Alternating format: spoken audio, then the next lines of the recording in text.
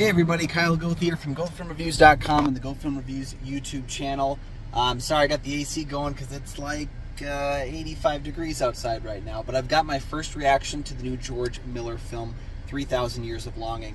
Overall, I'm positive on the movie. I think the two lead performances are what make the film what it is, because without Tilda Swinton or Idris Elba, they create the chemistry and energy of the film. There's a lot of stories told throughout the film, and in more or less vignette. It almost feels anthological at times, but it's what the stories mean to the two characters, both the teller and the listener, that make the film what it is. And I think it is a movie about sharing the experience of a story with another person, even if they're not there. It is about the speaker and the listener. It is in the nature of storytelling itself, and how, Alethea, played by Tilda Swinton, at one point says that the jinn trade stories like they trade breath. That is how important story is to the storyteller. And I think that's a really captivating idea. I don't know that the film really closes in on, doesn't really tighten itself to the ending I think that Miller is intending for it to have, but it's one of those movies that I don't think gives you answers. I think it's a movie that gives you information, that gives you a story, and it allows you to really think on that story, and for you to really glean what you will and apply it to your own existence. So I don't really know that I have a lot of deep-seated thoughts about the film right now, because there was a lot happening, and it really took many different steps than I expected it to. I will say this: if you're looking for Mad Max 5, that's not what this movie is, and that's not what it was ever going to be.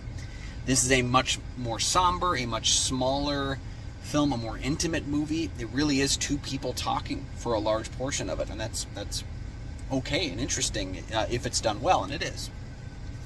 I will also tell you, if you're expecting a bonkers gonzo fantasy trippy movie, I don't think that's what this is either. Again, it is much more a story from a teller to a listener, and there are some pretty incredible images, but I don't know that the film gives you closure to much of what's going on. There is a lot happening, and it's not all fed to you in a satisfactory way. It's whether or not it works for you. For me, it mostly worked. There were some things, again, there were some setups to some specific mythology set within the film that I don't think was elaborated on to the place where I wanted it to be. I like a little bit more closure, a little bit more necessity to a film like this. If it had gone full gonzo, maybe that would have been fine, but it didn't. It was actually more restrained than I thought, and with that restraint, I was hoping for a little bit more closure to some of the mythology elements at play. There's a lot of things set up that I don't know are specifically, at least to my knowledge, didn't feel like they were closed. The circle was closed to the story. But it is a movie I'm probably going to have to watch again, because there's a lot happening in there, even though it's two people talking for most of it. There's a lot happening with the story that I don't really know that I have answers for yet.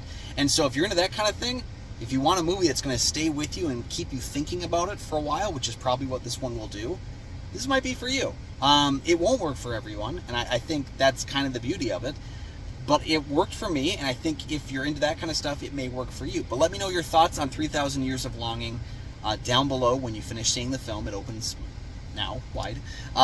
So check it out, and I saw it in Dolby. It's got great visuals and great sound work, which is something I just criticized in the last movie I saw, The Invitation, was that the visuals were too dark and the sound work was too loud. This is the exact opposite. Beautiful looking visual film, one that takes its time with its visuals, and also one that uses its sound and uses its loudness when it needs to. So let me know your thoughts on the film down below. While you're down there, please like and subscribe to the channel. There are two free things that you can do that support my channel, and they also make sure you never miss new episodes of the show as they drop.